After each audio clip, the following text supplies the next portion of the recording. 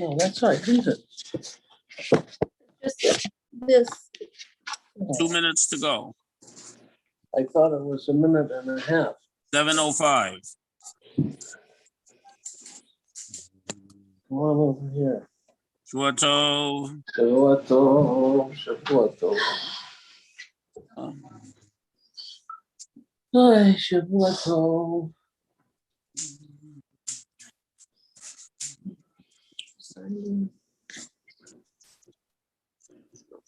All the usual suspects.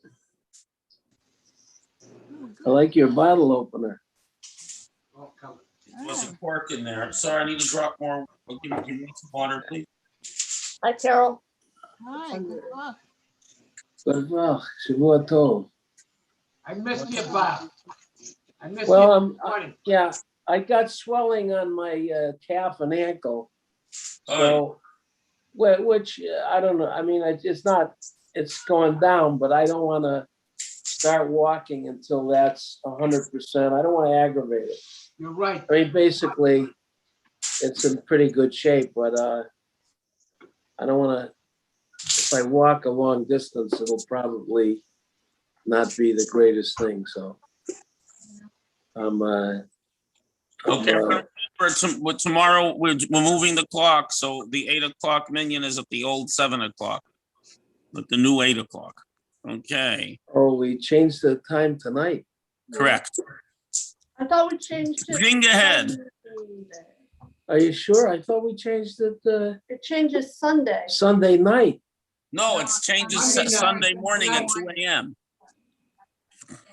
It always changes Sunday morning at 2 a.m. So Okay, that's tonight. right, so it's gonna jump ahead. Right, No, so that behind. means that when you think it's Ahead. 7 o'clock, it's really It's 8 really o'clock forward. time to daven. Right. And it's put for it ahead Chodesh back. tomorrow, so we have Torah reading and everything. So we encourage you all to come. Oh, so I We can need a come. minion tomorrow. Tomorrow's Yeah, Rosh no, Chodesh. I can come tomorrow. I can. So I encourage guess- your friends to come too.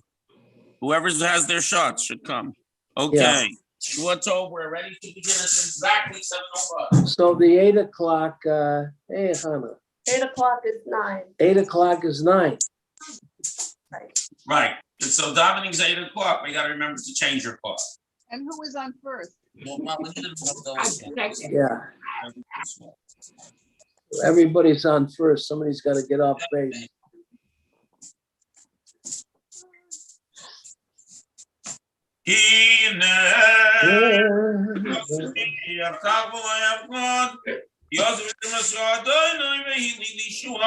ושאפת מים וסעס מים ישוע, דנוי ישולם חבר כסח הסהלום, אדינוי צבוי סימון, ומשכב לנו יגב סהלום, אדינוי צבוי סעשו ביבוך ענן שמלך יעננו ביום קודנו.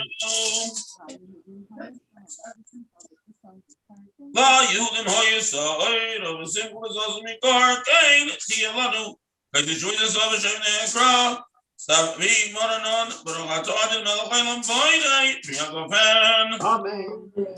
Moragatodi, Melachailam, Boydai, Bnai, the Summon. Amen.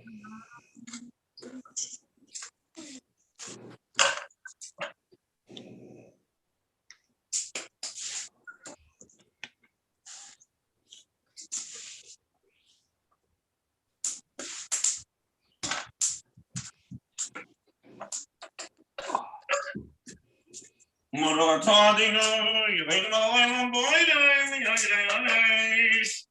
Amen.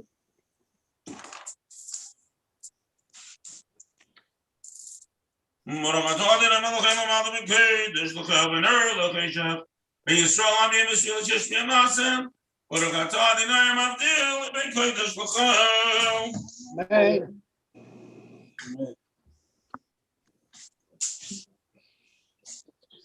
המבדיל בין קודש לחול חול חול התותנו ילכו זרענו וחסבנו ירבה כחול וכל כהבים הלילה שבוע טוב Shavua Tov, Eliyahu Hanavi, Eliyahu Hatishbi, Eliyahu Eliyahu Hagiladi.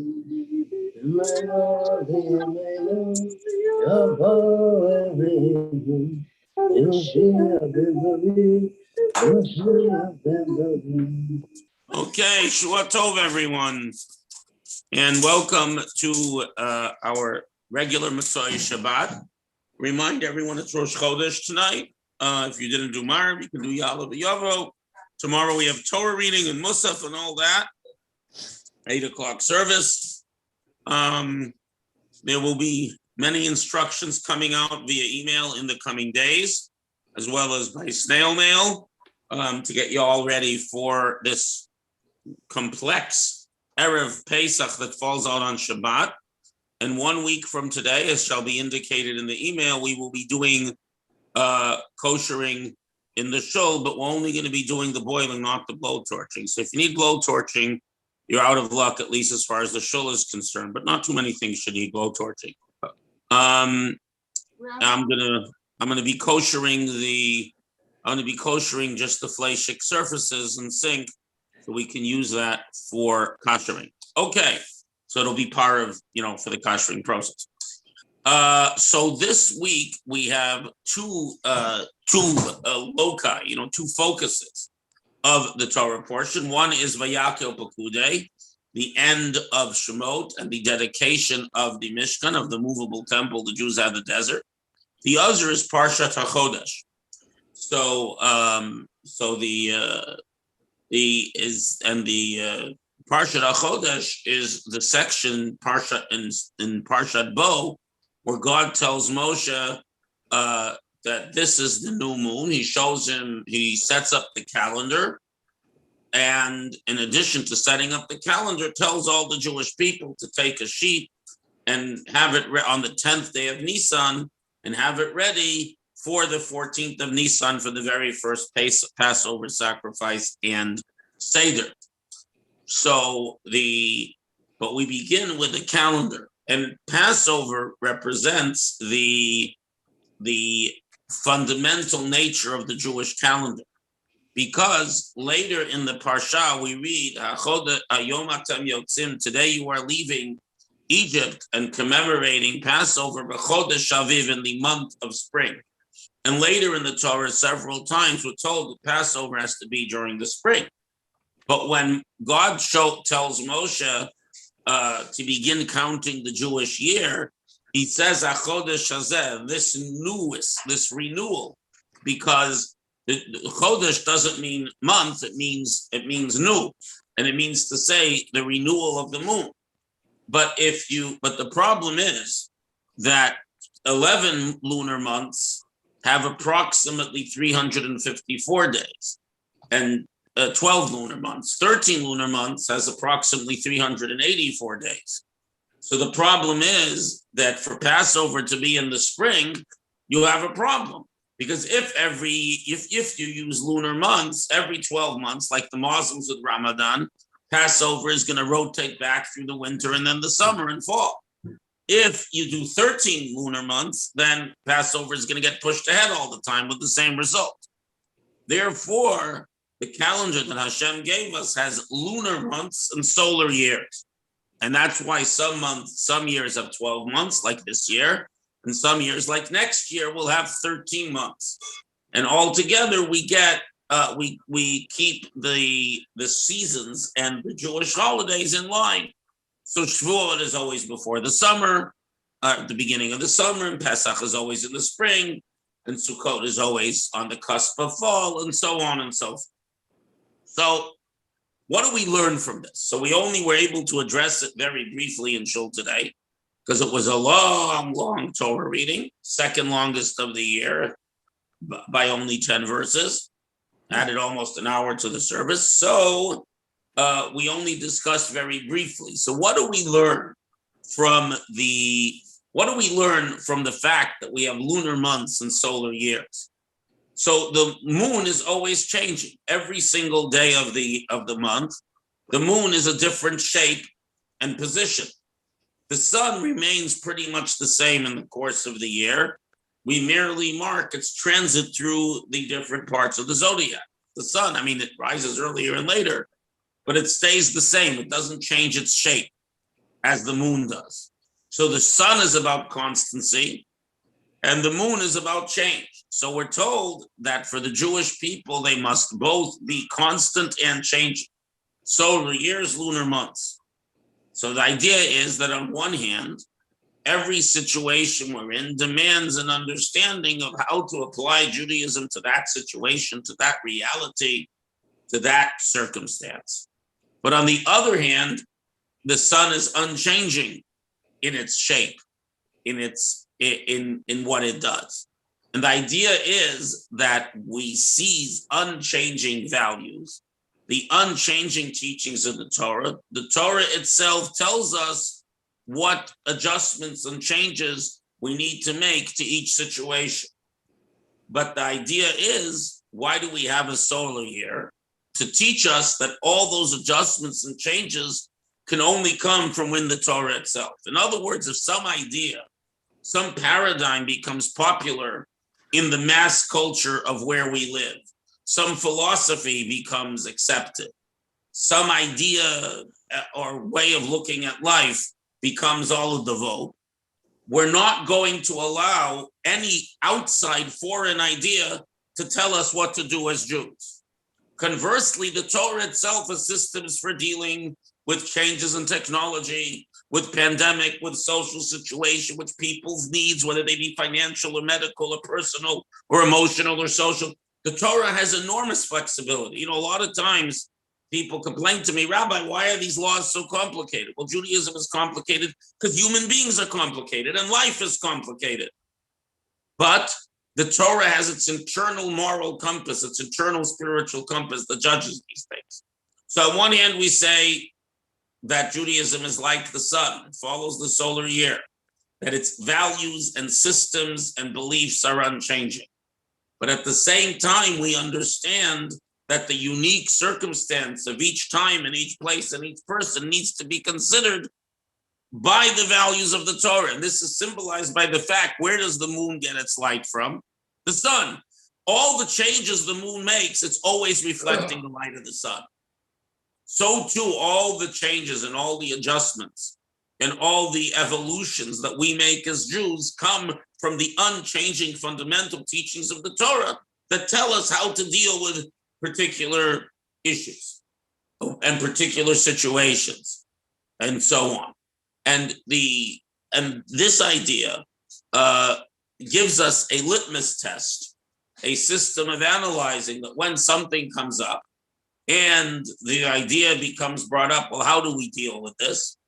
So we look to the Torah's values. But if someone says, here, let's make this change, even if the change seems to be allowed within the rubric of the Torah, but the change is because of some foreign idea, some foreign value, some value that is not a value of the Torah, or more to the point, inimical and contradictory to it. So then even the smallest change we're not going to make, even if it's technically permitted, because that goes against the sun, the unchanging values of the Torah. And it is this dance between sun and moon which has kept the Jewish people alive all these generations. And we also find that, unfortunately, those Jews who sought to incorporate entirely foreign ideas, though unfortunately, those communities had no continuity. So there's a lesson to us here that on one hand, we have to be sensitive to every situation and every need and every state another person is in, our fellow Jew is in. But at the same time, the toolkit has to be the toolkit of the unchanging Torah itself.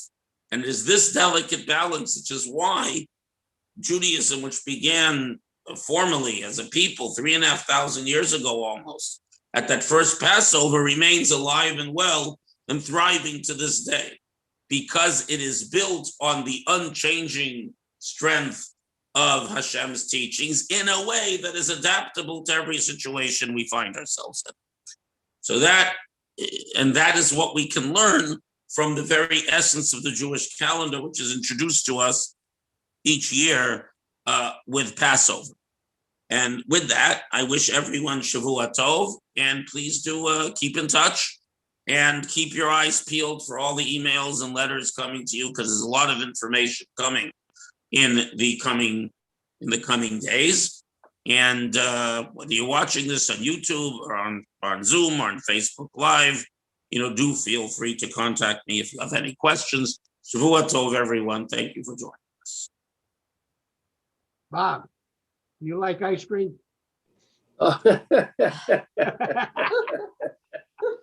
Apparently so. In our house, in our home, in our family room, we've got an old I'll show it to 'em. friendlies. Stay on camera one Stay second. on camera, we'll show you. We'll stay on.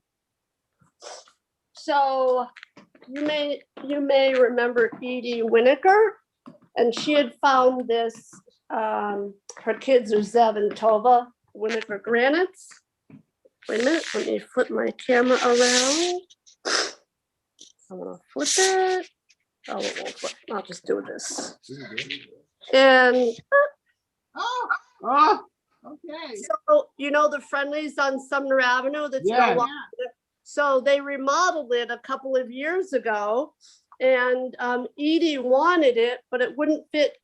She thought it would fit in my car, and it didn't. It did fit in her car, but she had no place in her house over in Forest Park. She's since moved to West Hartford.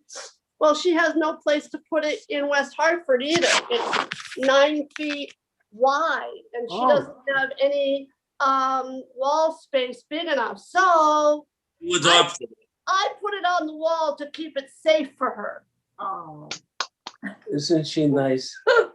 She'll never get it back. And it's still there. Still there. Yeah. Okay, All right. so everyone, see you all Like ice tomorrow. cream. Remember the 10 o'clock class, 9:30 class is 10 o'clock tomorrow because of Rosh Chodesh. All the